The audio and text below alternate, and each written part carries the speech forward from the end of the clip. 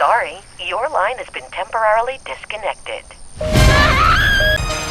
Iginiit ni Pangulong Aquino na hindi susuko ng Pilipinas ang claim nito sa Sabah.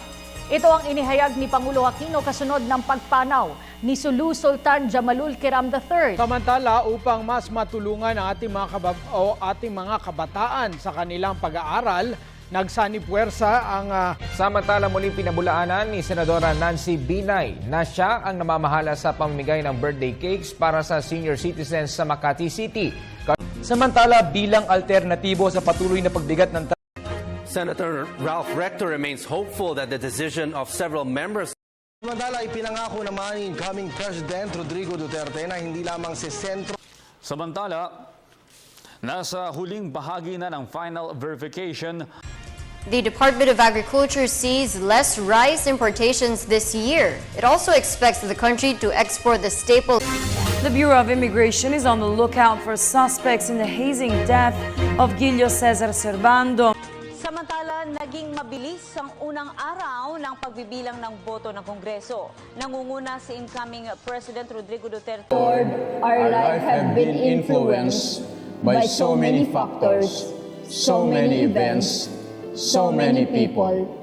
Help us to realize, Lord, that we are responsible for our own destiny, that we may not miss, and we must face on achieving our one and only goal in life, you and heaven. If we miss it, we miss everything. All our life, we allowed others to influence us. In all of this, we were not totally free. We want now to declare our independence. We want to exercise our right to choose you, but we need your grace to do it. We need your mercy for it. Oh Lord, you did it. You finished your suffering on the cross, faithful in life, faithful in death, taking the sins of the world upon your sinless shoulders, taking our sins so that we might receive your forgiveness and new life. All praise to you, O Lord God, for finishing the work of salvation, for saving us.